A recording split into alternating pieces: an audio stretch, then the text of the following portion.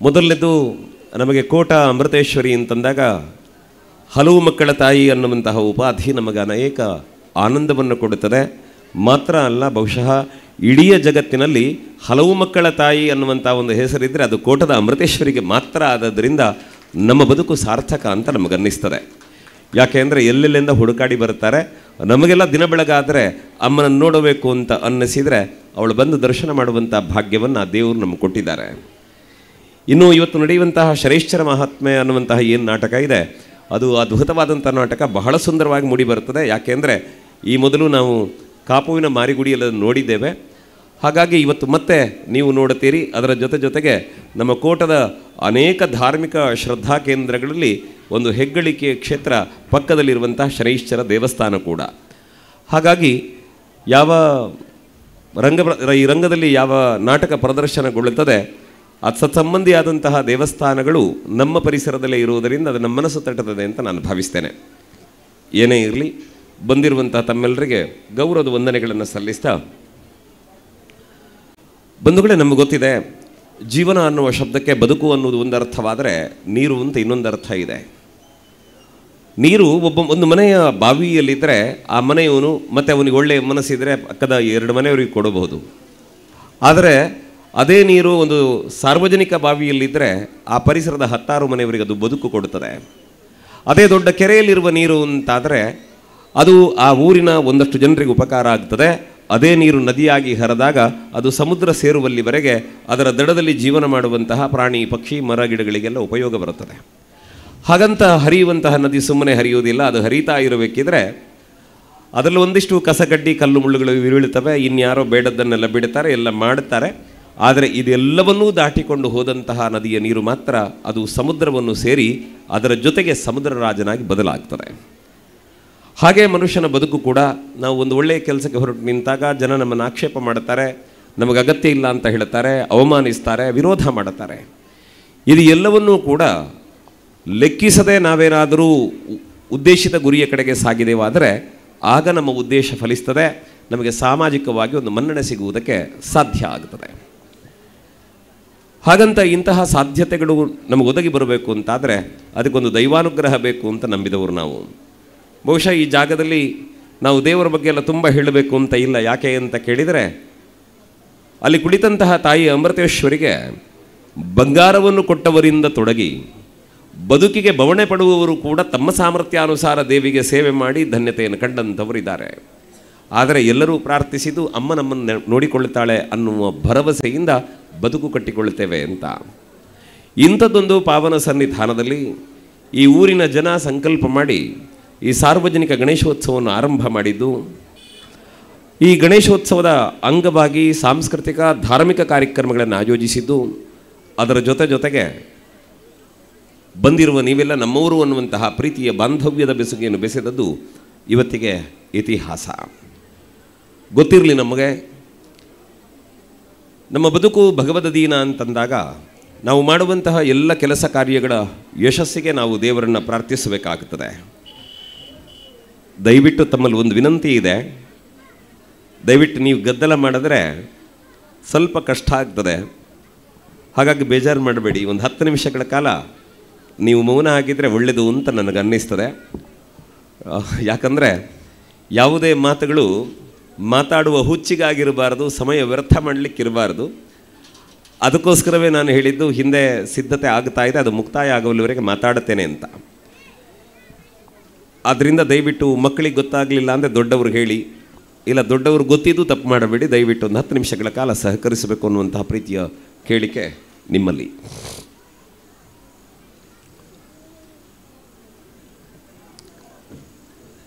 ನಾನು ಅಂತಲ್ಲ, ದಯವಿಟ್ಟು ಕೇಳಿ ಇಲ್ಲಿ, ನಾನು ಅಂತಲ್ಲ, ಯಾವತ್ತು ಸಭಾ ಕಾರ್ಯಕ್ರಮ ನಡೆದರೂ ಕೂಡ ನೀವು ಸಭೆ ನಡೆಯುವಾಗ ವೇದಿಕೆಯ ಮುಂಭಾಗದಲ್ಲಿದ್ದೀರಿ ಅಂತಂದರೆ ನೀವು ಮಾತಾಡಬಾರದು. ಯಾಕೆ ಅಂದರೆ ಈ ವೇದಿಕೆಯಲ್ಲಿ ಬರುವವರಿಗೆ ಏನು ಕೆಲಸ ಇಲ್ಲದೆ ಅವರು ಬರುವುದಲ್ಲ. ಅವರಿಗೊಂದು ವ್ಯಕ್ತಿತ್ವ ಇರ್ತದೆ, ಅವರ ಜೀವನಕ್ಕೊಂದು ಮೌಲ್ಯ ಇರ್ತದೆ, ಅವರ ಕೊಡುಗೆಗಳಿರ್ತವೆ ಈ ಕಾರ್ಯಕ್ರಮದಲ್ಲಿ. ಇಂಥದ್ದೆಲ್ಲ ಇರಬೇಕಿದ್ರೆ ಅವರನ್ನು ಕರೆದು ಗೌರವಿಸಬೇಕು. ಅದಕ್ಕಿಂತ ಹೆಚ್ಚು ಸಭಾ ಅನ್ನುವುದಕ್ಕೆ ಸಜ್ಜನರು ಮತ್ತು ಸಂಸ್ಕಾರವಂತರು ತುಂಬಿದ ಜಾಗ ಅಂತ ಅರ್ಥವಂತೆ. ಹಾಗಾಗಿ ದಯವಿಟ್ಟು ಆ ಸಭಾ ಅನ್ನುವ ಶಬ್ದಕ್ಕೆ ನಮ್ಮಿಂದ ಅಪಚಾರ ಆಗಬಾರ್ದು. ಮತ್ತು ವೇದಿಕೆ ಮೇಲೆ ಬಂದವರಿಗೆ ನೋವಾಗಬಾರದು. ಆ ಕಾರಣದಿಂದ ಎಲ್ಲ ಸಭಾ ಕಾರ್ಯಕ್ರಮಗಳನ್ನು ನೀವು ಚೆಂದ ಕಾಣಿಸಿಕೊಡಬೇಕು ಅನ್ನೋದನ್ನು ನಿಮ್ಮಲ್ಲಿ ಪ್ರೀತಿಯಿಂದ ವಿನಂತಿ ಮಾಡ್ತಾ ನನ್ನ ಮಾತು ಮುಂದುವರಿಸ್ತೇನೆ. ಈಗ ನಾವು ಮಾತನಾಡಬೇಕಾದ್ದು ಗಣೇಶೋತ್ಸವದ ಕಥೆಯನ್ನು. ಗೊತ್ತಿರಬಹುದು ನಿಮಗೆ, ಸ್ವಾತಂತ್ರ್ಯ ಹೋರಾಟ ಕಾಲದಲ್ಲಿ ಜನರನ್ನು ಒಗ್ಗೂಡಿಸುವುದಕ್ಕೆ ಈ ಗಣೇಶೋತ್ಸವವನ್ನು ತಿಲಕರು ಆರಂಭ ಮಾಡಿದರು ಅಂತಂದರು. ಅದರಿಂದ ಆಚೆಗೆ ಭಾರತೀಯ ಪರಂಪರೆಯಲ್ಲಿ ದೇವರನ್ನು ಪೂಜೆ ಮಾಡಲಿಕ್ಕೆ ಭಾರತದ ದೊಡ್ಡ ಸೌಭಾಗ್ಯ ಯಾವುದು ಅಂತಂದರೆ ನೂರಾರು ಸಾವಿರಾರು ರೂಪಗಳಲ್ಲಿ ದೇವರನ್ನು ಪೂಜೆ ಮಾಡೋದು, ಆ ದೇವರ ಅನುಗ್ರಹವನ್ನು ಪಡೆದು ನಾವು ಧನ್ಯರಾಗೋದು, ಆ ಮೂಲಕ ಧರ್ಮಾಧಾರಿತ ಬದುಕನ್ನು ನಡೆಸುವಂಥದ್ದು. ಅನೇಕರಿಗೆ ಗೊತ್ತಿದೆ, ಯಾವತ್ತೂ ಕೂಡ ಮನುಷ್ಯ ಜೀವನದಲ್ಲಿ ತಪ್ಪು ಮಾಡಿದ್ರೆ ಯಾರು ನೋಡದಿದ್ದರೂ ದೇವರು ನೋಡುತ್ತಾನೆ ಅನ್ನುವ ನಂಬಿಕೆ. ಮಾತ್ರ ಅಲ್ಲ, ಎಲ್ಲೋ ಹೊರಟು ನಿಂತಾಗ ನಮ್ಮ ಹಿರಿಯರ ಆಶೀರ್ವಾದ ಮಾಡಿದ್ದು, ಮಕ್ಕಳೇ ನಿನ್ನನ್ನು ದೇವರು ಚೆನ್ನಾಗಿ ನೋಡಿಕೊಳ್ಳಿ ಅಂತ. ಊರು ಬಿಟ್ಟು ಪರವೂರಿಗೆ ಹೊರಟಾಗ, ಮಗ ನಾವು ನಿಮ್ಮೊಂದಿಗಿಲ್ಲ, ನಿನ್ನನ್ನು ನೋಡುವುದಕ್ಕೆ ಆ ತಾಯಿ ಇದ್ದಾಳೆ ಅಂತ ನಮಗೆ ಆಶೀರ್ವಾದ ಮಾಡಿದ್ದು. ಇದೆಲ್ಲವನ್ನೂ ನೆನಪು ಮಾಡಿಕೊಂಡಾಗ ನಮ್ಮ ಬದುಕು ಸಾರ್ಥಕವಾಗಿ ನಡೆಯಬೇಕಾದರೆ ಮನುಷ್ಯ ಪ್ರಯತ್ನಕ್ಕೆ ದೈವಾನುಗ್ರಹ ಬೆಂಬಲ ಆಗಬೇಕು ಅನ್ನೋದು ನಮಗೆ ಗೊತ್ತಾಗ್ತದೆ. ನಮ್ಮಲ್ಲಿ ಇನ್ನೊಂದು ಪ್ರಶ್ನೆ ಇದೆ, ನಿಮ್ಮಲ್ಲಿ ನೂರಾರು ದೇವರಿದ್ದಾರೆ, ನಾವೇ ಹೇಳ್ತೇವೆ ಆ ದೇವರಿಗೆ ತುಂಬ ಪವರ್ ಇದೆ, ಈ ದೇವರಿಗೆ ತುಂಬ ಪವರ್ ಇದೆ ಅಂತ ಮಾತಾಡ್ತೇವೆ. ಆದರೆ ಗೊತ್ತಿರಲಿ ನಮಗೇನು ಅಂತಂದರೆ, ಎಲ್ಲ ದೇವರಿಗೂ ಶಕ್ತಿ ಇದೆ, ಭಗವಂತನ ಎಲ್ಲ ರೂಪಗಳಿಗೂ ಶಕ್ತಿ ಇದೆ. ಆದರೆ ನಾವಿಟ್ಟಂತಹ ವಿಶ್ವಾಸ ಎಷ್ಟು ದೊಡ್ಡದು ಅನ್ನೋದು ಮುಖ್ಯ ಆಗ್ತದೆ. ಒಂದು ಬಂಟಕಲ್ಲಿನ ದುರ್ಗಾಪರಮೇಶ್ವರಿ ದೇವಸ್ಥಾನಕ್ಕೆ ಹೋದಾಗ ಅಲ್ಲೊಂದು ಬೋರ್ಡ್ ಹಾಕಿದರು, ಒಳಗೆ ಕುಳಿತಂತಹ ದೇವಿಗೆ ನಿನ್ನ ಮಾತುಗಳನ್ನು ಕೇಳುವುದಕ್ಕೆ ಸಮಯ ಇದೆ, ನಿನಗೆ ಅವಳಲ್ಲಿ ಪ್ರಾರ್ಥಿಸುವುದಕ್ಕೆ ಸಮಯ ಉಂಟಾ ಅಂತ ಒಂದು ಪ್ರಶ್ನೆ ಮಾಡಿದ್ದಾರೆ ಅವರು. ಅಂಬಲಪಾಡಿಗೆ ಹೋದರೆ ಅಲ್ಲಿ ಹೇಳ್ತಾರೆ, ನೀವು ದೇವಸ್ಥಾನವನ್ನು ಮಲಿನ ಮಾಡಿದರೆ ಗರ್ಭಗುಡಿಯ ಒಳಗಿರುವ ದೇವರನ್ನು ಮಲಿನ ಮಾಡಿದಂತೆ ಅಂತ ಒಂದು ವಾಕ್ಯ ಬರೆದಿದ್ದಾರೆ. ಇದರ ತಾತ್ಪರ್ಯ ಏನು ಅಂತ ಕೇಳಿದರೆ, ನಾವು ದೇವರಲ್ಲಿ ಪ್ರಾರ್ಥಿಸಿದಾಗ ದೇವರು ನಮ್ಮ ಮಾತುಗಳನ್ನು ಖಂಡಿತವಾಗಿ ಕೇಳಿಸಿಕೊಳ್ಳುತ್ತಾನೆ. ಅದರ ಜೊತೆಗೆ ದೇವಸ್ಥಾನದ ಪಾವಿತ್ರ್ಯವನ್ನು ಕಾಪಾಡಿಕೊಳ್ಳುವ ಜವಾಬ್ದಾರಿ ನಮ್ಮದ್ದು ಅಂತ. ಈ ದೃಷ್ಟಿಕೋನ ಯಾಕೆ ಬೇಕು ಅಂತ ಕೇಳಿದರೆ, ಇವತ್ತು ನಾವು ಈ ವೇದಿಕೆಯಲ್ಲಿ ಏನೆಲ್ಲ ಮಾಡುತ್ತೇವೆ ನೋಡಿ, ಅದು ಎಲ್ಲವನ್ನೂ ಕೂಡ ಯಾವ ಗಣಪತಿಯ ಹೆಸರನ್ನು ಹೇಳಿ ನಾವು ಮಾಡುತ್ತಾ ಇದ್ದೇವೋ, ಸ್ವಾಮಿ ಆ ಪ್ರತಿಯೊಂದು ಮಾತುಗಳನ್ನು ಕೇಳಿಸಿಕೊಳ್ಳುತ್ತಾನೆ, ಪ್ರತಿಯೊಂದು ಸನ್ನಿಧಾನಕ್ಕೆ ಒಪ್ಪಿಸಿಕೊಳ್ಳುತ್ತಾನೆ. ಅದಕ್ಕೆ ಬಲ್ಲವರು ಹೇಳಿದರು, ನೀವೇನು ಮಾಡುವುದಾದಿದ್ರೂ ಕೂಡ ಭಗವದರ್ಪಣ ಭಾವದಿಂದ ಮಾಡಿ. ಯಾಕೆ ಅಂದರೆ, ನಾವು ಆಡುವಂತಹ ಮಾತಿಗೆ ಭಕ್ತಿ ಮೇಳೈಸಿದರೆ ಮಾತು ಮಂತ್ರ ಆಗ್ತದಂತೆ, ನಡೆಯುವ ಹೆಜ್ಜೆಗಳಿಗೆ ಭಕ್ತಿ ಮೇಳೈಸಿದರೆ ಆ ನಡೆಯುವ ಹೆಜ್ಜೆಗಳು ಪಾದಯಾತ್ರೆ ಆಗ್ತವಂತೆ, ಮನಸ್ಸಿನ ಯೋಚನೆಗಳಿಗೆ ಭಕ್ತಿ ಮೇಳೈಸಿದರೆ ಅದು ಧ್ಯಾನ ಆಗ್ತದಂತೆ. ಅಲ್ಲೆಲ್ಲೋ ಓಡಾಡಿ ಮಲಗಬೇಕಿದ್ರೆ ನಿಮ್ಮ ಇಷ್ಟ ದೇವರನ್ನು ಪ್ರಾರ್ಥನೆ ಮಾಡಿ ಒಮ್ಮೆ ಬಾಯಿ ತುಂಬ ಆ ದೇವರ ಹೆಸರನ್ನು ಕರೆದು ದೇವರ ನೆನಪಿನೊಂದಿಗೆ ನೀವು ನಿದ್ರಿಸಿದರೆ ಮಾಡುವ ನಿದ್ರೆ ಭಗವಂತನ ಕುರಿತಾದ ಸಮಾಧಿ ಸ್ಥಿತಿಯಾಗುತ್ತದೆ ಅಂತ ಬಹಳ ಚೆನ್ನಾಗಿ ಬದುಕಿನ ಕಥೆಯನ್ನು ದೇವರು ಹಿರಿಯರು ಹೇಳುತ್ತಾ ಬಂದರು. ಆಚಾರ್ಯ ಶಂಕರರು ಒಂದು ಮಾತು ಹೇಳಿದ್ದಾರೆ, ಭಗವಂತ ಎಲ್ಲ ಕಡೆ ನೀನಿದ್ದೀಯಪ್ಪ, ನಿನಗೊಂದು ನಾನು ಪೀಠ ಅಂತ ಕೊಟ್ಟು ಹೇಗೆ ಕೂರಿಸಲಿ? ಇಡೀ ಜಗತ್ತನ್ನು ಬೆಳಗುವಂತಹ ದೇವರು ನೀನು, ನಿನಗೆ ನನ್ನ ದೀಪದ ಹಂಗೇನು?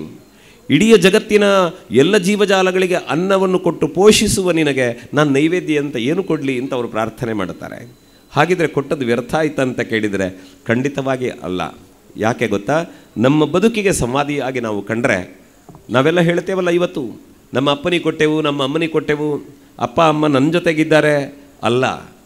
ಒಬ್ಬ ಮಗ ಯಾವ ಎತ್ತರವನ್ನು ಬೆಳೆದು ಎಷ್ಟು ಶ್ರೀಮಂತನಾಗಿ ಅಪ್ಪ ಅಮ್ಮನನ್ನು ಇಲ್ಲಿಂದ ಯಾವ ದೇಶಕ್ಕೆ ಕರ್ಕೊಂಡೋಗಿ ಅವರ ಜೊತೆ ಉಳಿಸಿಕೊಂಡ್ರು, ಮಗನಾದವ ಹೇಳಬೇಕಂತೆ ನಾನು ಅಪ್ಪ ಅಮ್ಮನ ಜೊತೆಗಿದ್ದೇನೆ ಅಂತ ಹೇಳಬೇಕೇ ಹೊರತು ಅಪ್ಪ ಅಮ್ಮ ನನ್ನ ಜೊತೆ ಇದ್ದಾರೆ ಅಂತ ಹೇಳಬಾರ್ದಂತೆ.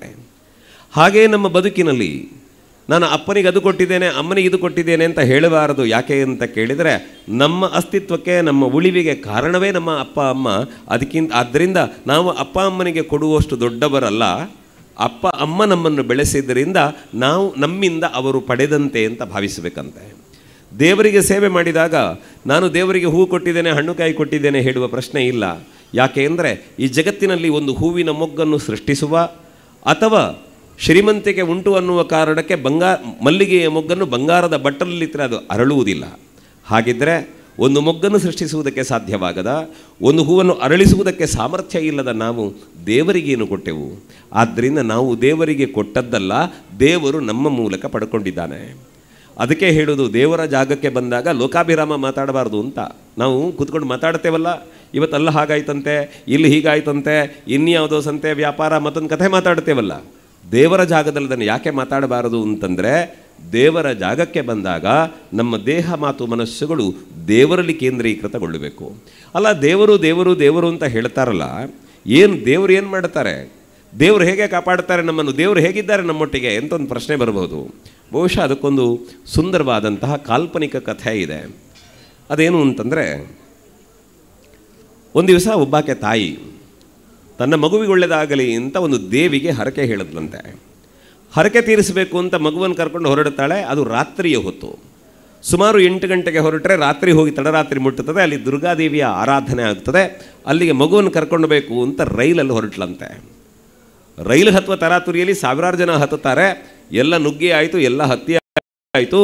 ಸುಮಾರು ಹೋಗ್ತಾ ಹೋಗ್ತಾ 1-1.5 ಗಂಟೆಗಳ ಕಾಲ ರೈಲು ಹೋಗಿದೆ. ಅಮ್ಮ ಬಂದು ಮಗು ಹುಡುಕ್ತಾ ಇದ್ದಾಳೆ. ಮಗ ಎಲ್ಲಿದ್ದಾನೆ ಅಂತ ಕೈ ತಪ್ಪಿ ಹೋಗಿತ್ತು. ಅಲ್ಲಿಂದ ಹಿಡಿದು ಇಲ್ಲಿವರೆಗೆ ಮಗುವನ್ನು ಹುಡುಕ್ತಾ ಬಂದಾಗ ಮಗು ಸಿಗಲಿಲ್ಲ.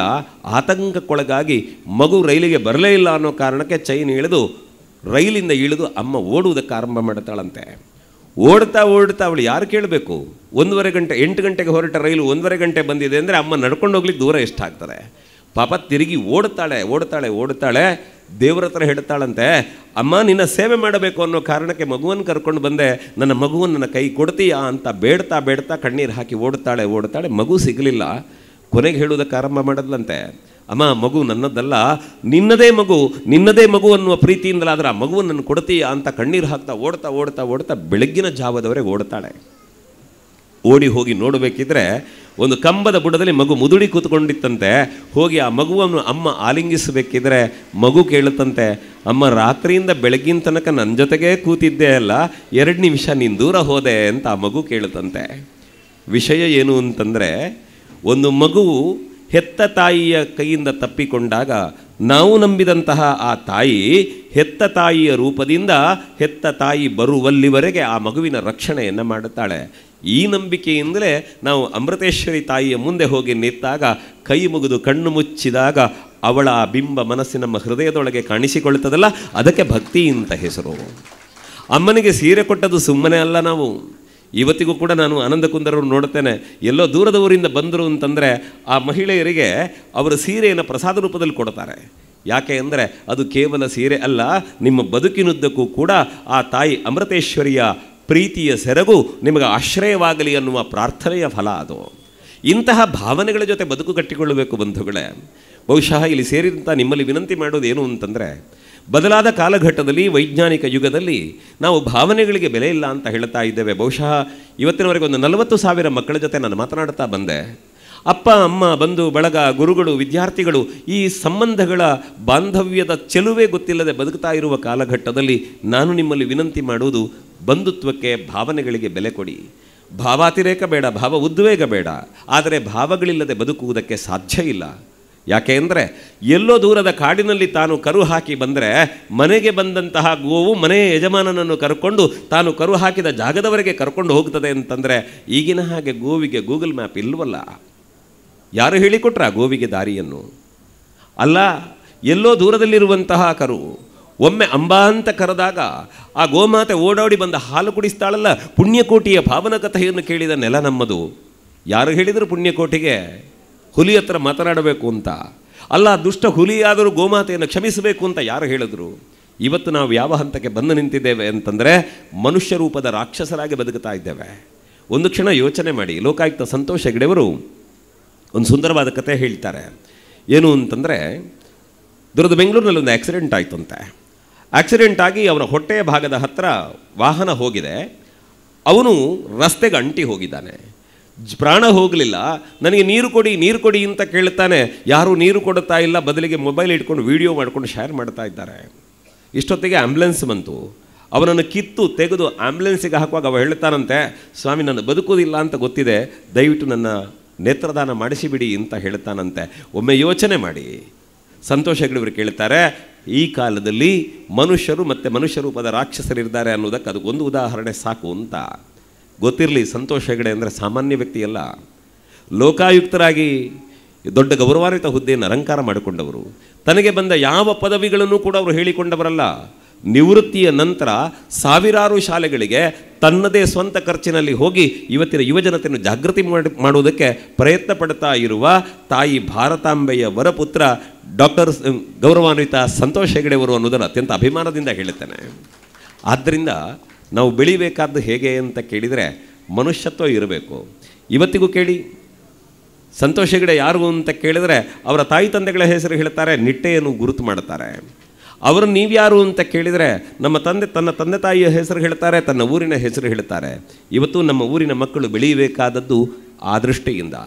ಜೊತೆಗೆ ನಾನು ವಿನಂತಿ ಮಾಡೋದು ಮುಖ್ಯ ಏನು ಅಂದರೆ, ನೀವು ಮಕ್ಕಳನ್ನ ನಾಟಕ ನೋಡಲಿಕ್ಕೆ ಉಂಟು ಅಂತ ಕರ್ಕೊಂಡು ಬರುತ್ತೀರಿ, ಖಂಡಿತ ನಾಟಕ ನೋಡಬೇಕಾದ್ದೇ. ಯಾಕಂದರೆ ಇವತ್ತಿನ ನಾಟಕ ಅಂತೂ ಬಹಳ ಧರ್ಮ ಪ್ರಜ್ಞೆ ನಿಮ್ಮಲ್ಲಿ ಜಾಗೃತಿ ಮಾಡುವಂತಹ ನಾಟಕ, ಅದನ್ನು ನೋಡಬೇಕು. ನೀನು ಸಾಂಸ್ಕೃತಿಕ ಇನ್ನು ನಾಟಕ ಡ್ಯಾನ್ಸ್ಗಳನ್ನೆಲ್ಲ ನೋಡುತ್ತೀರಿ, ಅದರ ಜೊತೆಗೆ ಮಕ್ಕಳಿಗೆ ಕೂರಿಸಿ ಏನು ಹೇಳಬೇಕು ಗೊತ್ತಾ? ಈ ವೇದಿಕೆಯಲ್ಲಿ ಸಭಾ ಕಾರ್ಯಕ್ರಮ ಮಾಡಬೇಕಾದ ಗಣ್ಯರು ಬರ್ತಾರಲ್ಲ ಈ ಊರಿನವರು, ಅಂಥವರನ್ನು ತೋರಿಸಿ ಹೇಳಬೇಕು, ಮಗ ನೀನು ಬೆಳೆದು ದೊಡ್ಡವನಾಗಬೇಕಿದ್ರೆ ಹಾಗಿರಬೇಕು ಅಂತ ನಿಮ್ಮ ಮನೆಯ ಮಗುವಿಗೆ ಹೇಳಬೇಕು. ನೀವು ಯಾಕೆ ಹೇಳಬೇಕು ಅಂತಂದರೆ, ಹೆತ್ತ ತಾಯಿ ತಂದೆಯಾದರೂ ಕೂಡ ತನ್ನ ಮಗುವಿನ ಹಣೆಯ ಬರಹ ಓದುವುದಕ್ಕೆ ಸಾಧ್ಯ ಆಗುವುದಿಲ್ಲ. ಆದ್ದರಿಂದ ನಾಳೆ ಅಲ್ಲಿ ಕುಳಿತ ನಿಮ್ಮ ಮನೆಯ ಮಗು ಬೆಳೆದು ದೊಡ್ಡವನಾಗಿ ಈ ವೇದಿಕೆಯಲ್ಲಿ ಕೂತಾಗ ಇಡೀ ನಮ್ಮ ಊರು ಚಪ್ಪಾಳೆ ಕೊಡುತ್ತದಲ್ಲ, ಆ ಸುಖ ಸಿಕ್ಕಬೇಕಾದರೆ ನಾವು ಇವತ್ತು ಮಕ್ಕಳನ್ನು ಜಾಗೃತರನ್ನಾಗಿಸಬೇಕಾದಂಥ ಅವಶ್ಯಕತೆ ಇದೆ. ಗೊತ್ತಿರಲಿ, ನಾವೆಲ್ಲ ಏನು ಹೇಳ್ತಾ ಬಂದೆವು ಹೇಳಿ? ನನ್ನ ಮಗ, ನನ್ನ ಮಗಳು ಹೀಗೆಲ್ಲ ಮಾತಾಡ್ತಾ ಬಂದೆವು. ದಯವಿಟ್ಟು ಒಂದು ತಿಳ್ಕೊಳ್ಳಿ, ನಿಮ್ಮ ಮನೆಯ ಮಗು ಕೇವಲ ನಿಮ್ಮ ಕುಟುಂಬದ ಆಸ್ತಿ ಅಲ್ಲ. ಬಹುಶಃ ಈ ಧಾರ್ಮಿಕ ಸಭಾ ವೇದಿಕೆಯಲ್ಲಿ ರಾಜಕೀಯ ಮಾತಾಡ್ತೇನೆ ಅಂತ ಭಾವಿಸಬೇಡಿ. ಮೊದಲೇ ಹೇಳುತ್ತೇನೆ, ಒಳ್ಳೆಯ ವಿಚಾರಗಳನ್ನು ಗ್ರಹಿಸುವುದಕ್ಕೆ ನಮಗೆ ಜಾತಿ, ಮತ, ಸಂಪ್ರದಾಯ, ಸಿರಿತನ, ಬಡತನ, ವಿದ್ಯಾವಂತ, ಅವಿದ್ಯಾವಂತ, ರಾಜಕೀಯ ಪಕ್ಷಗಳು ಇದು ಯಾವುದೂ ಅಡ್ಡಿಯಾಗಬಾರದು. ಯಾಕೆ ಅಂದರೆ ಇಂತಹ ಧರ್ಮಸಭೆಗಳಲ್ಲಿ ಭಾಗವಹಿಸುವಾಗ ರಾಜಕೀಯವನ್ನು ಹೊರಗಿಟ್ಟು ಧರ್ಮಶ್ರದ್ಧೆಯೊಂದೇ ಮುಖ್ಯವಾಗಿ ನಾವು ಬರಬೇಕು. ಯಾಕೆ ಅಂದರೆ ಯಾವ ರಾಜಕೀಯದವರಿದ್ದರೂ ಕೂಡ ಗಣಪತಿ ದೇವರು ಒಬ್ಬನೇ. ಆದ್ದರಿಂದ ನಮಗದರಲ್ಲಿ ಸಂಘರ್ಷ ಬೇಡ. ಆದರೆ ನಾನು ಆಡುವ ಮಾತುಗಳು ನಮ್ಮೊಳಗಿನ ತಪ್ಪುಗಳನ್ನು ತಿದ್ದಿಕೊಳ್ಳುವುದಕ್ಕೆ ಹೇಗೆ ಸಾಧ್ಯ ಅನ್ನುವುದಕ್ಕೆ ಉದಾಹರಣೆಯಾಗಷ್ಟೇ ನಾನು ಹೇಳುತ್ತೇನೆ, ಅನ್ಯಥಾ ಭಾವಿಸಬೇಡಿ. ನಾವಿವತ್ತು ಏನು ಮಾಡ್ತಾ ಇದ್ದೇವೆ ಅಂತ ಕೇಳಿದರೆ, ತಾಯಿ ಭಾರತೀಯ ಬಗ್ಗೆ ಒಬ್ಬರು ಹಾಡಿದ್ರೆ ರಾಜಕೀಯ ದೃಷ್ಟಿಯಿಂದ ಅವರು ಮಾಡಿದ ತಪ್ಪು ಅಂತ ವಾದಿಸುವ ಜಾಗಕ್ಕೆ ಬಂದು ನಿಂತಿದ್ದೇವೆ. ತಪ್ಪಲ್ವಾ? ಹೆತ್ತ ತಾಯಿಯನ್ನು ಅಮ್ಮ ಅಂತ ಕರೆಯದೆ, ಹೆತ್ತ ಅಮ್ಮನ ಪಾದಗಳಿಗೆ ನಮಸ್ಕಾರ ಮಾಡದೆ ಇನ್ಯಾರಿಗೆ ಮಾಡಬೇಕು? ಅದು ಯಾರಾದರೂ ಮಾಡಿದರೂ ಅದನ್ನು ಸರಿ ಅಂತ ಒಪ್ಪಿಕೊಳ್ಳುವ ಗುಣ ನಮ್ಮಲ್ಲಿರಬೇಕು. ಆವಾಗ ನಾವು ನಿಜವಾದಂತಹ ಭಾರತೀಯರಾಗುತ್ತೇವೆ. ಏನೇ ಇರಲಿ, ರಾಜಕೀಯವಾದ ವಿಚಾರ ಉಲ್ಲೇಖ ಮಾಡುತ್ತೇನೆ ಅನ್ನಲ್ಲ.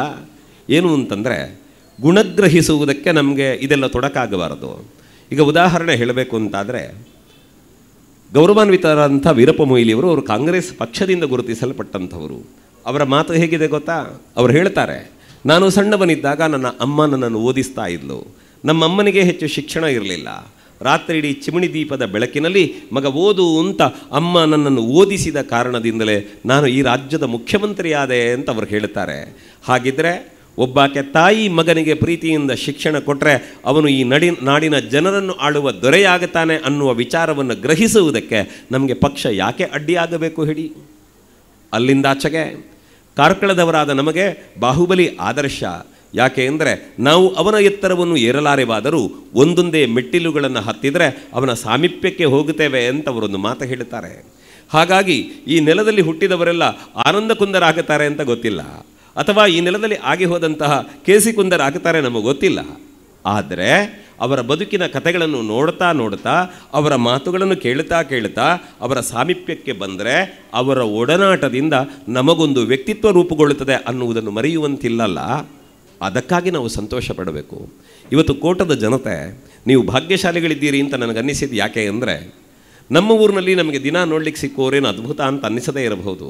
ಆದರೆ ಈ ಊರಿನ ಗಡಿ ದಾಟಿ ಒಬ್ಬ ವ್ಯಕ್ತಿಯನ್ನು, ನಮ್ಮ ಊರಿನ ವ್ಯಕ್ತಿಯನ್ನು ಇಡೀ ಸಮಾಜ ಗೌರವಿಸುವುದು. ಮೊನ್ನೆ ಆನಂದ ಕುಂದರ್ ಅವರ ಬಗ್ಗೆ ಒಂದು ಗಣೇಶೋತ್ಸವ ಉಲ್ಲೇಖ ಮಾಡುತ್ತಾರೆ. ಆನಂದ ಕುಂದರ್ ಈ ನೆಲದ ದೇವಮಾನವ ಅಂತ ಅವ್ರ ಬಗ್ಗೆ ಕರೆದರು. ಖುಷಿ ಅನ್ನಿಸ್ತು ನನಗೆ. ಯಾಕೆ ಅಂದರೆ ದೇವಮಾನವ ಅನ್ನೋದಕ್ಕೆ ಅರ್ಥ ಏನು ಅಂತ ಕೇಳಿದರೆ, ಯಾವ ಮನುಷ್ಯನೂ ಕೂಡ ದೇವರಾಗುವುದಕ್ಕೆ ಸಾಧ್ಯ ಇಲ್ಲ, ಆದರೆ ದೇವರ ಮತ್ತು ಮನುಷ್ಯನ ಸೇವೆಯ ಮೂಲಕ ದೇವಮಾನವನಾಗಬಹುದು ಅಂತ ಒಂದು ಸಂದೇಶ ಇದೆ.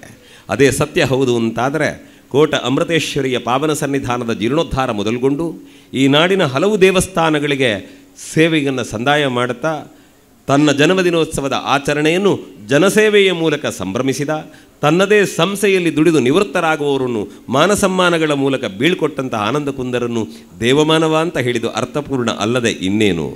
ಅದು ನಮ್ಮ ಊರಿನ ಸೌಭಾಗ್ಯ. ಆದ್ದರಿಂದ ಆ ಪುಣ್ಯಾತ್ಮನಿಗೊಂದು ಚಪ್ಪಾಳೆಯ ಗೌರವವನ್ನು ನೀವು ಕೊಟ್ಟು ಸಂಭ್ರಮಿಸಬೇಕು.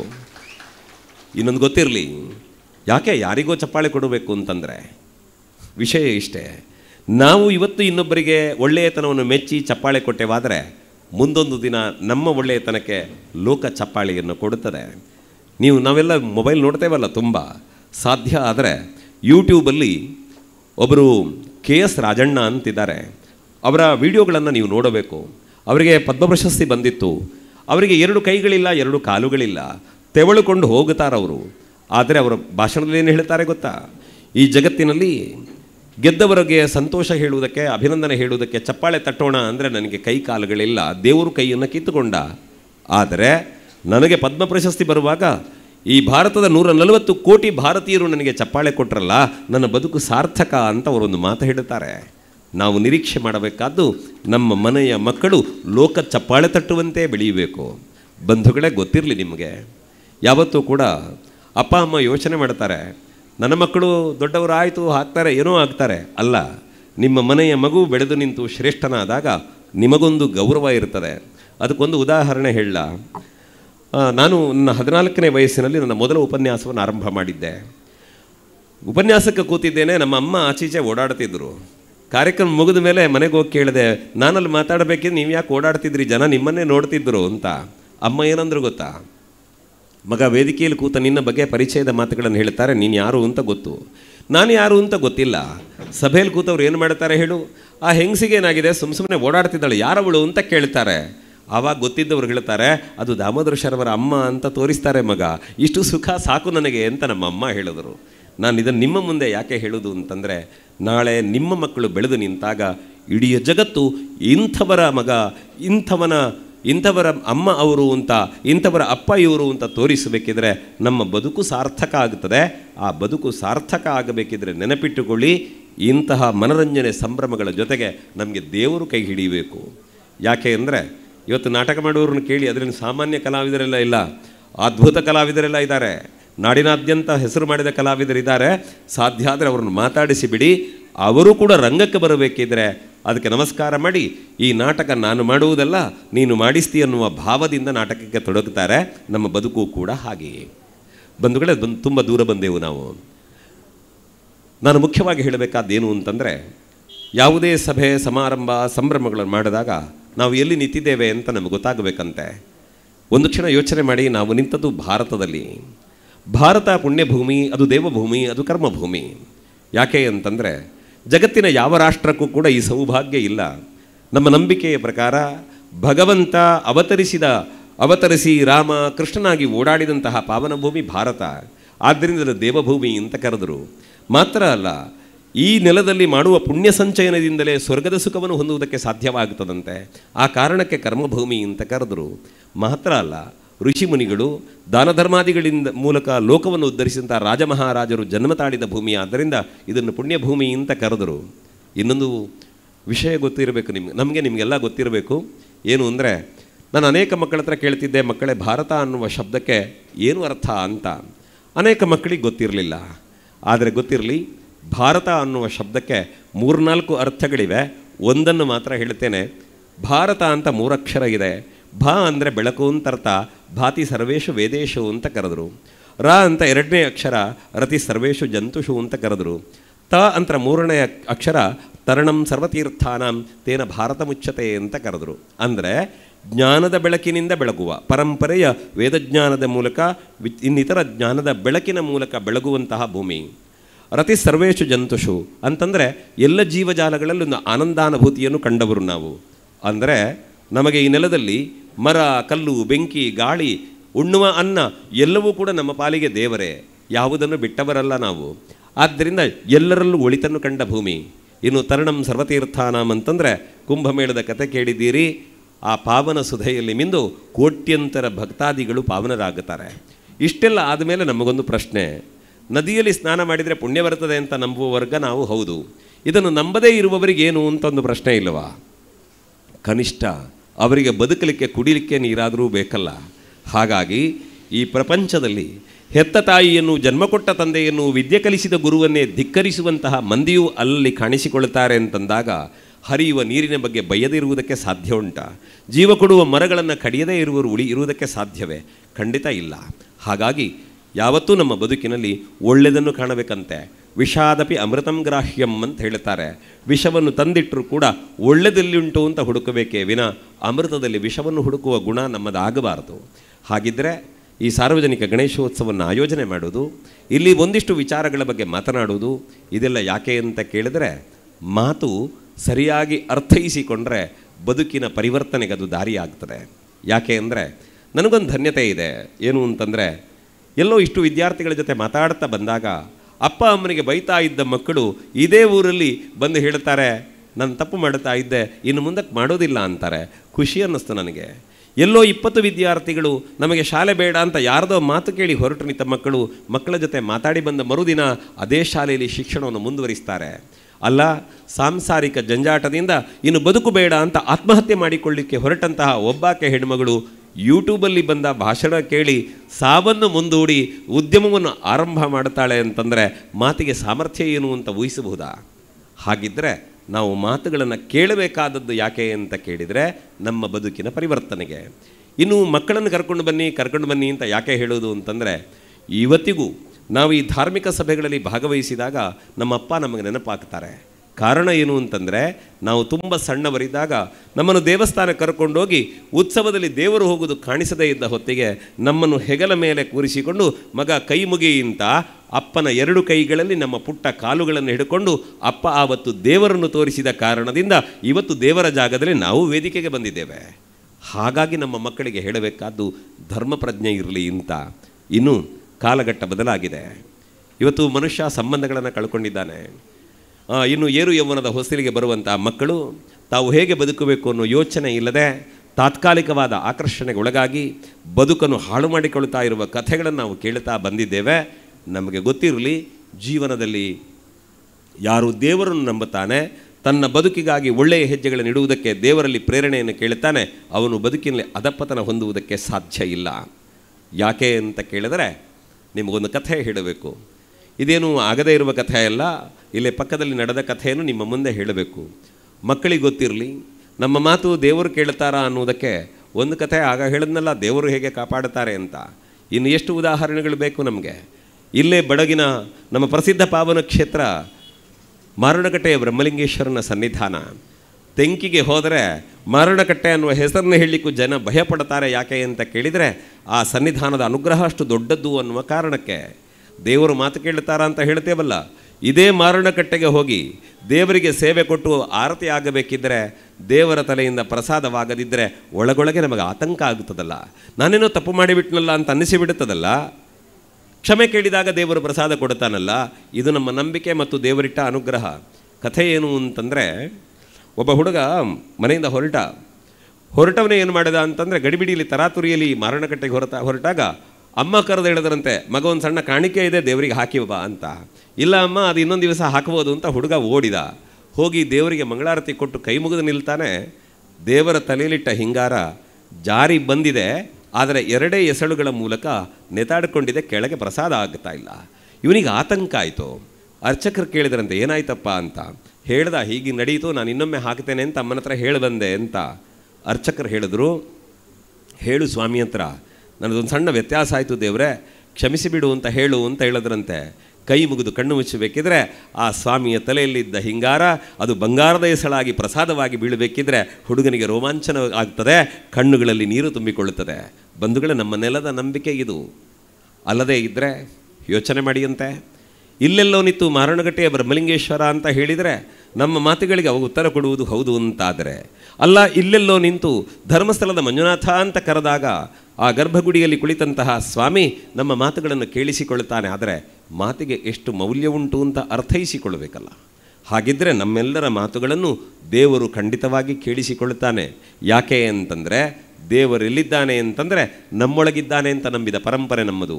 ಅದಕ್ಕೋಸ್ಕರ ದೇವಸ್ಥಾನಕ್ಕೆ ಹೋಗಿ ದೇವರ ಮುಂದೆ ನಿಂತು ದೇವರ ಬಿಂಬ ನೋಡಿ ಕೈ ಮುಗಿದು ಕಣ್ಣು ಮುಚ್ಚಿದ ತಕ್ಷಣ ಆ ದೇವರು ಒಳಗೆ ಕಾಣಿಸಿಕೊಳ್ಳುತ್ತಾನೆ. ಕಷ್ಟ ಬಂದಾಗಲೆಲ್ಲ ನೀವು ಯಾವ ಜಾಗದಲ್ಲಿ ನಿಂತು ಕೈ ಮುಗಿದು ನಿಮ್ಮ ಇಷ್ಟ ದೇವರನ್ನು ಪ್ರಾರ್ಥನೆ ಮಾಡಿದರೆ ಆ ದೇವರೆಲ್ಲೋ ಬಂದು ನಿಮ್ಮ ಪಕ್ಕದಲ್ಲಿ ನಿಂತಂತೆ ಭಾಸವಾಗುತ್ತದಲ್ಲ. ಇಂತಹ ಭಾವನೆಗಳ ಜೊತೆ ಬದುಕಬೇಕು. ಮತ್ತೆ ನಮ್ಮ ಮಕ್ಕಳಿಗೆ ಹೇಳಬೇಕು, ಮಗ ಒಳ್ಳೆಯ ದಾರಿಯಲ್ಲಿ ಹೋಗು, ದೇವರು ನಿನ್ನ ಕೈ ಹಿಡಿಯುತ್ತಾನೆ ಅಂತ ನೀವು ಧೈರ್ಯ ತುಂಬಿದರೆ ನಾವು ಗಣೇಶೋತ್ಸವಕ್ಕೆ ಬಂದದ್ದು ಸಾರ್ಥಕ ಆಗುತ್ತದೆ. ಹಾಗಾಗಿ ಇಂತಹ ಕಾರ್ಯಕ್ರಮಗಳಲ್ಲಿ ಮಕ್ಕಳು ಜೊತೆಯಾಗಬೇಕು, ಅವರಿಗೆ ಆ ಮಾರ್ಗದರ್ಶನವನ್ನು ಮಾಡಬೇಕು. ಆ ಮೂಲಕ ಅವರ ಯಶಸ್ಸಿಗೆ ನಾವು ಕಾರಣರಾಗಬೇಕು ಅನ್ನುವಂತಹ ನಮ್ರ ಕೇಳಿಕೆಯನ್ನು ನಿಮ್ಮ ಜೊತೆ ಮಾಡಿಕೊಳ್ಳುತ್ತಾ ಇದ್ದೇನೆ. ಅಣ್ಣ ಸಮಯ ಕೇಳಿ ಅವರದ್ದೊಮ್ಮೆ. ಯಾಕೆ ಅಂದರೆ ಬೇರೇನಿಲ್ಲ, ಸಾಂಸ್ಕೃತಿಕ ಕಾರ್ಯಕ್ರಮ ಮಾಡಿದವರಿಗೆ ಸಮಯ ಕೇಳಿ ಅಂತ ಹೇಳಿದ್ದು ಯಾಕೆ ಅಂದರೆ ನೀವು ಆಸಕ್ತಿಯಲ್ಲಿದ್ದೀರಿ ಅನ್ನೋದು ಒಂದು ಕಾರಣವಾದರೆ ಅವರು ದೂರದ ಮಂಗಳೂರಿನಿಂದ ಇಲ್ಲಿವರೆಗೆ ಬಂದಿದ್ದಾರೆ. ಯಾಕಂದರೆ ಯಾವುದೇ ಸಭಾ ಕಾರ್ಯಕ್ರಮ ಮಾಡಿದರೂ ಕಲಾವಿದರಿಗೆ ತುಂಬ ಕಷ್ಟ ಕೊಡಬಾರ್ದು. ಯಾಕೆಂದರೆ ಇಂಥ ಸಂದರ್ಭಗಳಲ್ಲಿ 10 ಕಡೆ ಕಾರ್ಯಕ್ರಮ ಮಾಡಿ ದಣದಿರುತ್ತಾರೆ, ಮತ್ತು ಅವರ ಉತ್ಸಾಹ ಕುಗ್ಗುವಂತೆ ನಮ್ಮಿಂದ ತೊಂದರೆ ಆಗಬಾರದು. ಅಷ್ಟಕ್ಕೂ ನಮ್ಮ ಊರಿಗೆ ಪರವೂರಿನವರು ಬಂದಿದ್ದಾರೆ ಅಂತಂದಾಗ ನಾಳೆ ಕೋಟಕ್ಕೆ ಹೋದಾಗ ಅಲ್ಲಿ ಸಮಯಕ್ಕೆ ಸರಿಯಾಗಿ ಅವಕಾಶ ಮಾಡಿಕೊಟ್ಟಿದ್ದಾರೆ ಅಂತ ಬರಬೇಕೇ ಹೊರತು ನಮ್ಮಿಂದ ಅವರಿಗೆ ತೊಡಕಾಗಿದೆ ಅಂತ ಅವರಿಗೆ ನೋವಾಗಬಾರದು. ಅದಕ್ಕಾಗಿ ಸಮಯ ಕೇಳಿದ್ದು. ನಾವು ನೀವು ಮಾತಾಡೋದಕ್ಕೆ ಇನ್ನೂ ಅವಕಾಶಗಳು ತುಂಬ ಇದ್ದಾವೆ. ಏನೇ ಇರಲಿ, ನನ್ನ ಮುಕ್ತಾಯದ ಮಾತುಗಳನ್ನು ನಿಮ್ಮ ಮುಂದೆ ಹೇಳೋ ಪ್ರಯತ್ನವನ್ನು ನಾನು ಮಾಡ್ತೇನೆ. ಬಂಧುಗಳೇ, ಸುದೀರ್ಘವಾದಂತಹ ಮಾತುಗಳನ್ನು ಆಡ್ತಾ ದೇವರು ನಮ್ಮನ್ನು ಹೇಗೆ ಅನುಸರಿಸಿ ಬರ್ತಾರೆ ಅದಕ್ಕೊಂದು ಚಂದದ ಕಥೆ ಇದೆ. ಹೀಗೆ ಒಂದು ಅಮೃತೇಶ್ವರಿಯ ದೇವಸ್ಥಾನದಂಥ ಒಂದು ದೇವಸ್ಥಾನ. ಒಬ್ಬ ಭಕ್ತ ಹೋಗಿ ದೇವರ ಮುಂದೆ ಹೇಳಿದಂತೆ, ಅಮ್ಮ, ನಾನು ನಿನ್ನನ್ನು ತುಂಬ ಪ್ರೀತಿ ಮಾಡುತ್ತೇನೆ, ಪೂಜೆ ಮಾಡ್ತಾ ಬಂದೆ, ನನ್ನ ಬದುಕಿನಲ್ಲಿ ನೀನು ಇದ್ದಿ ಅಂತ ನಂಬಿದ್ದೆ ಅಮ್ಮ. ಆದರೆ ತುಂಬ ಕಷ್ಟ ಬಂತು ಮೊನ್ನೆ, ನೀನು ಯಾಕೆ ನನ್ನ ಜೊತೆ ಬರಲಿಲ್ಲ ಅಂತ. ಆಗ ದೇವರು ಹೇಳಿದ್ರಂತೆ, ಇಲ್ಲ ನಾನು ಬಂದಿದ್ನಲ್ಲ, ನಿನ್ನ ಜೊತೆಗೆ ಇದ್ದೆ ಅಂದರು. ಅವನು ಹೇಳಿದ್ದು, ನನಗೆ ಗೊತ್ತಾಗಲಿಲ್ಲ, ನನಗೆ ನಾನು ಸಾಕ್ಷಿ ಬೇಕಲ್ಲ, ನೀನು ಬಂದದ್ದು ಏನು ಸಾಕ್ಷಿ? ದೇವರು ಹೇಳಿದ್ರಂತೆ, ಮಗ ನಾಳೆಯಿಂದ ಹೋಗ್ತಾ ಇರು, ನನ್ನ ಹೆಜ್ಜೆ ಗುರುತು ಕಾಣಿಸ್ತದೆ ಅಂತ. ಆಯಿತು, ತುಂಬ ಇವನು ಖುಷಿ ಆಯಿತು. ಹಿಂತಿರುಗಿ ನೋಡುತ್ತಾನೆ, ಇವನಿಗೆ ಗೊತ್ತಾಗ್ತದೆ ತನ್ನ ಹೆಜ್ಜೆ ಯಾವುದು, ದೇವರ ಹೆಜ್ಜೆ ಯಾವುದು ಅಂತ ಗೊತ್ತಾಗ್ತದೆ. ಖುಷಿ ಆಯಿತು. ತುಂಬ ದಿನ ಕಳೆದು ಹೋಗಬೇಕಿದ್ರೆ ಒಂದು ತೀರ ಕಷ್ಟ ಬಂತು ಅವನಿಗೆ. ತಿರುಗಿ ನೋಡುತ್ತಾನೆ, ಯಾವ ಹೆಜ್ಜೆಯ ಗುರುತೋ ಇಲ್ಲ. ಹೆಜ್ಜೆಯ ಗುರುತಿಲ್ಲ ಅಂತ ಆತಂಕ ಆಯಿತು. ಮತ್ತೆ ದೇವಿಯ ಮುಂಭಾಗ ಬಂದು ಕಣ್ಣೀರು ಹಾಕಿ ಹೇಳಿದಂತೆ, ಅಮ್ಮ, ಮೊನ್ನೆ ಪ್ರಾಣಾಪಾಯದ ಸ್ಥಿತಿಯಲ್ಲಿದ್ದೆ, ಬರ್ತೇನೆ ಅಂತೇಳಿ ಮೋಸ ಮಾಡಿದೆಯಲ್ಲ ಅಂತ ಅಳಬೇಕಿದ್ರೆ ದೇವಿ ಹೇಳಿದ್ಲಂತೆ, ಮಗ, ನಾನು ಬರಲಿಲ್ಲ ಅಂತ ಅಂದುಕೊಂಡಿಯಾ? ಮೊನ್ನೆ ತುಂಬ ಕಷ್ಟದಲ್ಲಿದ್ದೀಯಲ್ಲ, ನಿನ್ನ ಹೆಜ್ಜೆ ಗುರುತು ಇರಲಿಲ್ವಲ್ಲ ಅಲ್ಲಿ ಏನಾದರೂ ಹೆಜ್ಜೆ ಗುರುತು ಕಾಣಿಸಿದರೆ ನನ್ನ ಗುರುತು ಇದ್ದದ್ದು, ನಿನ್ನ ಗುರುತು ಹೆಜ್ಜೆ ಗುರುತು ಯಾಕಿರಲಿಲ್ಲ ಅಂದರೆ ನೀನು ಕಷ್ಟದಲ್ಲಿದ್ದೀಯ ಅನ್ನೋ ಕಾರಣಕ್ಕೆ ನಿನ್ನನ್ನು ಎತ್ತಿಕೊಂಡಿದ್ದೆ ಮಗ ಅಂತ ದೇವರು ಹೇಳಿದ್ರಂತೆ. ಜಗತ್ತಿನಲ್ಲಿ ಕಾಣದ ಕೈ ನಮ್ಮನ್ನು ಕಾಪಾಡುತ್ತದೆ, ಗೊತ್ತಿರಲಿ. ಕಾಣದ ಕೈ ಕಾಪಾಡುತ್ತದೆ ನಮ್ಮನ್ನು. ಅಲ್ಲದೇ ಇದ್ದರೆ ಎಂತೆಂಥ ಅನಾಹುತಗಳು ನಡೆದಾಗಲ್ಲ ಯಾರೋ ಒಬ್ಬರು ಬದುಕಿ ಬರುತ್ತಾರೆ ಅಂತ ಕಾಣುತ್ತೇವಲ್ಲ, ಏನು ಮಾಡೋಣ? ಕಾಣದ ಕೈ ನಮ್ಮನ್ನು ಕಾಪಾಡುತ್ತದೆ ಅನ್ನುವ ನಂಬಿಕೆ, ಶ್ರದ್ಧೆಯಿಂದ ಸಾಮೂಹಿಕವಾಗಿ ನಾವು ಮಾಡುವಂತಹ ಪ್ರಾರ್ಥನೆ ನಮಗೆ ಅತಿಶಯವಾದ ಫಲವನ್ನು ಖಂಡಿತವಾಗಿ ಕೊಟ್ಟೇ ಕೊಡುತ್ತದೆ. ಹಾಗಾದರೆ ಇಲ್ಲೊಂದು ವ್ಯವಸ್ಥೆ ಇರ್ತದೆ, ಏನು ಗೊತ್ತಾ? ಈ ಬಂದವರಿಗೆಲ್ಲ ತುಂಬ ಯೋಚನೆ ಮಾಡುತ್ತಾರೆ, ನಾವೆಲ್ಲ ಯಾಕೆ ಮುಂದೆ ಹೋಗೋದು? ದೇವರ ಸೇವೆ ಎಲ್ಲ ಹೌದು, ಇಲ್ಲಿ ದೊಡ್ಡವರು ತುಂಬ ಜನ ಇದ್ದಾರಲ್ಲ, ನಾನೇನು ಮಾಡಲಿ, ನಾವೆಲ್ಲ ಯಾಕೆ ಅಂತ ಒಂದು ನೆನಪಿಟ್ಟುಕೊಳ್ಳಿ. ಪುಟ್ಟ ಮಕ್ಕಳಿಂದ ಹಿಡಿದು ವಯೋವೃದ್ಧರವರೆಗೆ ನಮ್ಮ ಭಾವಕ್ಕೆ ದೇವರು ಫಲವನ್ನು ಕೊಟ್ಟೇ ಕೊಡುತ್ತಾರೆ. ಗಣೇಶೋತ್ಸವ ಇವತ್ತು ಹೀಗೆ ವೈಭವದಿಂದ ಇಲ್ಲಿ ನಡೆಯಬಹುದು. ಆದರೆ ಎಷ್ಟೋ ಕಡೆಗಳಲ್ಲಿ ಗಣೇಶೋತ್ಸವ ಆರಂಭ ಆದ ಕಥೆಗಳೇನು ಗೊತ್ತಾ? ಅಲ್ಲಲ್ಲೇ ಹಳ್ಳಿಯಲ್ಲಿರುವ ಒಂದು 10 ಮಕ್ಕಳು ಎಲ್ಲೋ ಗಣಪತಿ ಮಾಡ್ತಾರೆ ಅಂತ ನೋಡಿ, ಈ ಮಕ್ಕಳೇ ಜೇಡಿ ಮಣ್ಣನ್ನು ಮುದ್ದೆ ಮಾಡಿ ತಂದು ಗಣಪತಿ ಮಾಡಿ, ಅಪ್ಪನ ಕಿಸೆಯಿಂದ ದುಡ್ಡು ಕದ್ದುಕೊಂಡೋಗಿ ಆ ಗಣಪತಿಗೆ ಅಂಗಡಿಯಿಂದ ತಂದ ಚಾಕ್ಲೇಟ್ ಬಿಸ್ಕೆಟನ್ನು ನೈವೇದ್ಯ ಮಾಡಿ, ಸಿಕ್ಕ ಬೇಲಿ ಬದಿಯ ಹೂಗಳನ್ನು ಗಣಪತಿಗಿಟ್ಟು, ಅವನು ಯಾರೋ ಒಬ್ಬ ಗಣಪತಿಯನ್ನು ತಲೆಯಲ್ಲಿ ಹೊರುವವನು ಅಂತ ಮಾಡಿ ತೆಕ್ಕೊಂಡೋಗಿ ಗೋವಿಂದ ಹೇಳ್ತಾ ನೀರಿಗೆ ಬಿಟ್ಟ ಜಾಗದಲ್ಲಿ ಇವತ್ತಿಗೆ ಗಣೇಶೋತ್ಸವದ ಸುವರ್ಣ ಮಹೋತ್ಸವ ನಡೀತದೆ ಅಂತಾದರೆ ಮಕ್ಕಳ ಪ್ರೀತಿಯನ್ನು ಗಣಪತಿ ಕೇಳಿಸಿಕೊಂಡಿದ್ದಾನಲ್ಲ. ಅದರಿಂದ ಆಚೆಗೆ ಗೊತ್ತಿರಲಿ ನಿಮಗೆ ನಂಬಿಕೆ ಹೇಗೆ ಫಲ ಕೊಡುತ್ತದೆ ಅಂತ. ದೇವರ ಪ್ರೀತಿಯನ್ನು, ದೇವರ ಅನುಗ್ರಹ ಸಂಪಾದನೆ ಮಾಡುವುದಕ್ಕೆ ಜಾತಿ ಅಲ್ಲವೇ ಅಲ್ಲ, ವಯಸ್ಸಿನ ಮಿತಿ ಖಂಡಿತವಾಗಿಲ್ಲ. ಯಾಕೆ ಅಂತಂದರೆ ನಿಮಗೊಂದು ಸಂಗತಿ ಹೇಳಬೇಕು. ನಮ್ಮ ಮನೆಯಲ್ಲಿ, ನನ್ನ ಊರಲ್ಲಿ ನಡೆಯುವಂಥ ಗಣೇಶೋತ್ಸವಕ್ಕೆ ಸುಮಾರು 150 ವರ್ಷಗಳಿಗೂ ಮಿಕ್ಕಿದಂಥ ಇತಿಹಾಸ ಇದೆ. ನಮ್ಮ ಅಪ್ಪನ ಅಜ್ಜ ಗಣಪತಿಯ ವಿಗ್ರಹ ಮಾಡ್ತಿದ್ದರಂತೆ. ಅವನಿಗೆ ಕೂಡೋದಿಲ್ಲ ಅಂತಂದಾಗ ನಮ್ಮ ಅಪ್ಪನಿಗೆ ಹೇಳಿದ್ರಂತೆ, ಮಗ, ನನಗೆ ಗಣಪತಿ ಮಾಡಲಿಕ್ಕೆ ಆಗೋದಿಲ್ಲ, ಹೋಗು ಚಿಕ್ಕಪ್ಪನ ಹತ್ರ ಹೇಳು ಅಂತ. ನಮ್ಮ ಅಪ್ಪ ಹೋಗಿ ಚಿಕ್ಕಪ್ಪನಿಗೆ ಹೇಳಿದ್ರು, ಅಜ್ಜ ಹೇಳಿದ್ದಾರೆ ಗಣಪತಿ ಮಾಡಬೇಕಂತೆ ಅಂತ. ಆಗ ನಮ್ಮ ಅಪ್ಪನ ಚಿಕ್ಕಪ್ಪ ನಮ್ಮ ಅಜ್ಜನ ತಮ್ಮ ಏನಂದ್ರಂತೆ ಗೊತ್ತಾ, ನನಗೆ ಪುರುಸೋತಿಲ್ಲ ಅಂದರು. ಈ ಹುಡುಗ ಬಂದು ಅಜ್ಜನ ಹತ್ರ ಹೇಳ್ತಾರೆ, ಅಜ್ಜ ಚಿಕ್ಕನಿಗೆ ಪುರುಸೋತಿಲ್ಲ ಅಂತೆ, ಗಣಪತಿ ಮಾಡಲಿಕ್ಕೆ ಏನು ಮಾಡೋದು ಅಂತ. ಆವಾಗ ನಮ್ಮ ಅಪ್ಪನಿಗೆ ಅಜ್ಜ ಏನಂದ್ರಂತೆ ಗೊತ್ತಾ, ಮಗ ಏನು ಚಿಂತೆ ಮಾಡಬೇಕಾದ್ದಿಲ್ಲ, ಏನೂ ಬೇಜಾರು ಮಾಡಬೇಡ ನೀನು. ಇಷ್ಟು ವರ್ಷ ನಾವು ಗಣಪತಿ ದೇವರನ್ನು ಪೂಜೆ ಮಾಡಿದ ಪೀಠ ಉಂಟಲ್ಲ ಮಗ, ಅದರಲ್ಲೊಂದು ಮಣ್ಣಿನ ಮುದ್ದೆಯನ್ನಿಡು, ಅದನ್ನು ಗಣಪತಿ ಅಂತ ಭಾವಿಸು, ಹೂಗು ಗರಿಕೆ ಗಂಧ ಇತ್ಯಾದಿಗಳನ್ನಿಟ್ಟು ಒಂದು ಆರತಿ ಮಾಡಿ ಸಾಯಂಕಾಲ ತಗೊಂಡೋಗಿ ಜಲಸ್ತಂಭನ ಮಾಡು, ಗಣಪತಿ ದೇವರು ಕೈ ಹಿಡಿತಾರೆ ಅಂತ ನಮ್ಮ ಅಪ್ಪನಿಗೆ ಹೇಳಿದ್ರಂತೆ. ಇದನ್ನು ಕೇಳಿದ 13ರ ವಯಸ್ಸಿನ ನಮ್ಮಪ್ಪ ಆವತ್ತು ಗಣಪತಿಯ ವಿಗ್ರಹವನ್ನು ಆರಂಭ ಮಾಡಿದ್ರು. ಇವತ್ತಿನವರೆಗೆ ಅದು ತಲತಲಾಂತರವಾಗಿ ನಡ್ಕೊಂಡು ಬಂತು. ಇದನ್ನು ನಿಮ್ಮ ಮುಂದೆ ಯಾಕೆ ಹೇಳುವುದು ಅಂತಂದರೆ, ಗಣಪತಿಯ ವಿಗ್ರಹ ಅಂತಲ್ಲ, ಯಾವುದೇ ಒಳ್ಳೆಯ ಕೆಲಸಕ್ಕೆ ಮಗ ಭಯಪಡಬೇಡ, ಇದು ಒಳ್ಳೆಯ ಕೆಲಸ ಮಾಡು ಅಂತ ನೀವು ಧೈರ್ಯ ತುಂಬಿದರೆ, ನನ್ನ ಮುತ್ತಾತ ಮಾಡಿದ ಕಥೆಯನ್ನು ನಾನಿವತ್ತು ನೆನಪಿಸಿಕೊಳ್ತೇನಾದರೆ ಇವತ್ತು ನೀವು ಮಾಡಿದ ಕೆಲಸವು ನಿಮ್ಮ ತಲೆಮಾರು ನೆನಪಿಸಿಕೊಳ್ಳದೇ ಇರುವುದಕ್ಕೆ ಸಾಧ್ಯವ? ಹಾಗಾಗಿ ಅಂತಹ ಮಕ್ಕಳನ್ನು ಸೃಜಿಸಬೇಕು. ಬಹುಶಃ ಇಲ್ಲಿ ಗಣಪತಿಯ ವಿಗ್ರಹ ಮಾಡುತ್ತಾ ಇದ್ದ ಅನಂತಯಾಚಾರ್ಯರು ಇವತ್ತಿಲ್ಲ, ಆದರೆ ಇವತ್ತು ಅವರ ಮಗ ಅದನ್ನು ಬಂದಿದ್ದಾರೆ. ಹೆಮ್ಮೆ ಏನು ಅಂತ ಕೇಳಿದರೆ, ನಮ್ಮ ಊರಿಗೆ ಗಣಪತಿಯನ್ನು ಬೇರೆ ಊರಿನ ತರುವ ಪ್ರಶ್ನೆ ಇಲ್ಲ, ನಮ್ಮ ಊರಿನವರೇ ಗಣಪತಿ ದೇವರನ್ನು ನಿರ್ಮಾಣ ಮಾಡುತ್ತಾರೆ. ನಮ್ಮ ಊರಿನ ಜನವೇ ಬೆಂಬಲವಾಗಿ ನಿಂತರು. ಸುದೀರ್ಘ ಕಾಲ ಬರಬೇಕಿದ್ರೆ ಆರಂಭದ ಗಣೇಶೋತ್ಸವ ಹೇಗಿತ್ತೋ ಗೊತ್ತಿಲ್ಲ, ಇವತ್ತು ನಾವು ಈ ಜಾಗಕ್ಕೆ ಬಂದು ನಿಂತಿದ್ದೇವಲ್ಲ, ಅದಕ್ಕೆ ನಮಗೆ ಸಂತೃಪ್ತಿ ಇರಲಿ. ಸಮಯ ಸನ್ನಿಹಿತ ಆಗಿದೆ, 3 ನಿಮಿಷಗಳ ಕಾಲಾವಕಾಶ ಇರೋದರಿಂದ ಕೊನೆಯ ಒಂದು ಕಥೆಯನ್ನು ನಿಮ್ಮ ಮುಂದೆ ಉಲ್ಲೇಖ ಮಾಡ್ತೇನೆ. ಈ ಜಗತ್ತಿನಲ್ಲಿ ದೊಡ್ಡವರು ಯಾರು ಅಂತ ಒಂದು ಪ್ರಶ್ನೆ ಬಂತಂತೆ ಜ್ಞಾನಿಗಳಿಗೆ. ಅವರೆಲ್ಲ ಹೀಗೆ ನೋಡ್ತಾರೆ, ಆಕಾಶ ದೊಡ್ಡದಾಗಿ ಕಾಣಿಸ್ತದೆ. ಹೋಗಿ ಆಕಾಶರಾಜನಿಗೆ ಹೇಳಿದ್ರಂತೆ, ಈ ಜಗತ್ತಿನಲ್ಲಿ ನೀನೇ ದೊಡ್ಡವ, ನಿನಗೊಂದು ನಮಸ್ಕಾರ ಅಂತ. ಆಕಾಶರಾಜ ಹೇಳಿದ್ನಂತೆ, ನಾನು ದೊಡ್ಡವನಲ್ಲ, ಯಾಕೆಂದರೆ ಮೋಡಗಳೆಲ್ಲ ಆವರಿಸಿಬಿಟ್ರೆ ನಾನೇ ಕಾಣಿಸೋದಿಲ್ವಲ್ಲ, ಆದ್ದರಿಂದ ಮೋಡಗಳೇ ದೊಡ್ಡದು ಅಂತಂದಾಗ ಹೋಗಿ ಮೇಘರಾಜನಿಗೆ ನಮಸ್ಕಾರ ಹೇಳಿದ್ರಂತೆ. ಆಗ ಮೋಡ ಹೇಳುತ್ತಂತೆ, ನಾನು ಹೇಗೆ ದೊಡ್ಡವನಾಗೋದು, ಜೋರಾಗಿ ಗಾಳಿ ಬೀಸಿದರೆ ನಾನು ಚಲ್ಲಾಪಿಲ್ಲಿಯಾಗಿ ಬಿಡ್ತೇವೆ, ಖಂಡಿತ ನಾನು ದೊಡ್ಡವನಲ್ಲ ಅಂದು. ಮತ್ತು ಯಾರು ದೊಡ್ಡವರು ಅಂತ ಕೇಳಿದ್ದಕ್ಕೆ ಮೋಡ ಹೇಳುತ್ತಂತೆ, ಒಮ್ಮೆ ಭೂಮಿಯ ಕಡೆ ನೋಡಿ, ಒಮ್ಮೆ ಗಾಳಿ ನನ್ನನ್ನು ಚಲ್ಲಾಪಿಲ್ಲಿ ಮಾಡಬಲ್ಲ ಗಾಳಿಯೇ ಶ್ರೇಷ್ಠ ಅಂದಾಗ ಗಾಳಿಗೆ ನಮಸ್ಕಾರ ಮಾಡೋದ್ರಂತೆ. ಗಾಳಿ ಹೇಳುತ್ತಂತೆ, ನಾನೂ ದೊಡ್ಡವನಲ್ಲ, ಒಮ್ಮೆ ಭೂಮಿಯ ಕಡೆ ನೋಡಿ, ಸಾಲು ಸಾಲು ಪರ್ವತಗಳಿವೆ, ನಾವು ಎಷ್ಟು ಬೀಸಿದರೂ 1 ಇಂಚು ಕದಲಿಸಲಿಕ್ಕೆ ಸಾಧ್ಯ ಇಲ್ಲ, ಆದ್ದರಿಂದ ಪರ್ವತ ಶ್ರೇಷ್ಠ ಅಂದರಂತೆ. ಹೌದು ಅಂತ ಅನ್ನಿಸ್ತಿವರಿಗೆ. ಬಂದು ಪರ್ವತಕ್ಕೆ ನಮಸ್ಕಾರ ಮಾಡಿ ನೀನು ದೊಡ್ಡವನು ಅಂದಾಗ ಪರ್ವತರಾಜ ಹೇಳಿದಂತೆ, ನನ್ನಂಥ ಸಾವಿರ ಪರ್ವತಗಳನ್ನು ಹೊತ್ತಂತಹ ಭೂಮಿ ತಾಯಿ ಇದ್ದಾಳೆ, ಅವಳೇ ಜಗತ್ತಿನಲ್ಲಿ ಶ್ರೇಷ್ಠ ಅಂದರಂತೆ. ಭೂಮಿ ತಾಯಿಗೆ ನಮಸ್ಕಾರ ಮಾಡಬೇಕಿದ್ರೆ ಭೂಮಿ ತಾಯಿ ನಗುತ್ತಾ ಹೇಳಿದಂತೆ, ನಾನು ಹೇಗೆ ದೊಡ್ಡವಳಾಗುವುದಕ್ಕೆ, ನಾನು ದೊಡ್ಡವಳಲ್ಲ, ನನ್ನಂಥ ಕೋಟಿ ಬ್ರಹ್ಮಾಂಡವನ್ನು ಧರಿಸಿದ ಭಗವಂತ ಶ್ರೇಷ್ಠ ಅಂತ ಹೇಳಿತಂತೆ ಭೂಮಿ ತಾಯಿ. ಆ ಭೂಮಿ ತಾಯಿ ಆ ಮಾತನ್ನು ಹೇಳಿದಾಗ ಹೋಗಿ ದೇವರಿಗೆ ನಮಸ್ಕಾರ ಮಾಡಿ ಹೇಳಿದ್ರಂತೆ, ಹೀಗೆಲ್ಲ ನಡೆಯಿತು ಭಗವಂತ, ನೀನೇ ಜಗತ್ತಿನಲ್ಲಿ ದೊಡ್ಡವನು ಅಂತ ಹೇಳುವಾಗ ದೇವರು ನಗುವುದಕ್ಕೆ ಆರಂಭ ಮಾಡಿದ್ರಂತೆ. ಯಾಕೆ ಅಂದರೆ ದೇವರು ಹೇಳಿದ್ರಂತೆ, ನಾನು ಹೇಗೆ ದೊಡ್ಡವನಾಗೋದು, ನಾನು ದೊಡ್ಡವನಲ್ಲ, ಭಗವಂತನಾದ ಅರ್ಥಾತ್ ದೇವರಾದ ನನ್ನನ್ನು ತನ್ನ ಮುಷ್ಟಿಗಾತ್ರದ ಎದೆಯೊಳಗೆ ಭಕ್ತಿಯ ಮೂಲಕ ಬಂಧಿಸಿಕೊಳ್ಳಬಹುದಾದ ಭಕ್ತನೇ ಈ ಜಗತ್ತಿನಲ್ಲಿ ಶ್ರೇಷ್ಠ ಅಂತ ದೇವರು ಹೇಳಿದ್ರಂತೆ. ಹಾಗಾಗಿ ನಮಗೆ ಗೊತ್ತಿರಬೇಕಾದ್ದು, ಈ ಪ್ರಪಂಚದಲ್ಲಿ ಅಯೋಗ್ಯರಿಲ್ಲ, ಅಲ್ಪರಿಲ್ಲ, ಪ್ರಯೋಜನಕ್ಕೆ ಬಾರದವರಂತಿಲ್ಲ. ಆದ್ದರಿಂದ ಮಂತ್ರವಾಗದ ಅಕ್ಷರಗಳಿಲ್ಲ, ಔಷಧವಾಗದ ಮೂಲಿಕೆಗಳಿಲ್ಲ, ಪ್ರಪಂಚದಲ್ಲಿ ಅಯೋಗ್ಯರು ಅನ್ನುವ ವ್ಯಕ್ತಿಗಳೇ ಇಲ್ಲ. ಅವರನ್ನು ಸಂಯೋಜನೆ ಮಾಡುವಂತಹ ಒಂದು ಶ್ರೇಷ್ಠ ವ್ಯಕ್ತಿತ್ವ ಬೇಕು. ಹಾಗಾಗಿ ಇಲ್ಲಿ ಸೇರಿರುವ 106 ಮನೆಯ 106 ತಾಯಂದಿರ ಮಕ್ಕಳು ಒಂದು ಛತ್ರದ ಅಡಿಯಲ್ಲಿ ಒಂದಾಗಿ ಸೇರಿದ್ದೇವೆ ಅಂತಾದರೆ ನಮ್ಮನ್ನು ಸಂಯೋಜನೆ ಮಾಡಿದ ದೇವರಿಗೆ ನಾವು ಧನ್ಯವಾದ ಹೇಳಬೇಕು. ಯಾಕೆಂದರೆ ಇಲ್ಲಿ ಕುಳಿತವನಿಗೆ ಶ್ರೀಮಂತ ಬಡವ ಜಾತಿಯ ಪ್ರಶ್ನೆಗಳಿಲ್ಲ, ದೇವರ ಭಕ್ತರಾಗಿ ನಾವು ಜೊತೆಯಾಗಿದ್ದೇವೆ. ಹಾಗಾಗಿ ಇಂತಹ ಭಾವ ನಮ್ಮಲ್ಲಿ ಸದಾ ಜಾಗೃತವಾಗಿರಲಿ, ಎಲ್ಲರಿಗೂ ಒಳ್ಳೆಯದಾಗಲಿ ಅಂತ ಹಾರೈಸ್ತಾ ಕಟ್ಟಕಡೆಯ ಸಂದೇಶ ಇಷ್ಟೇ.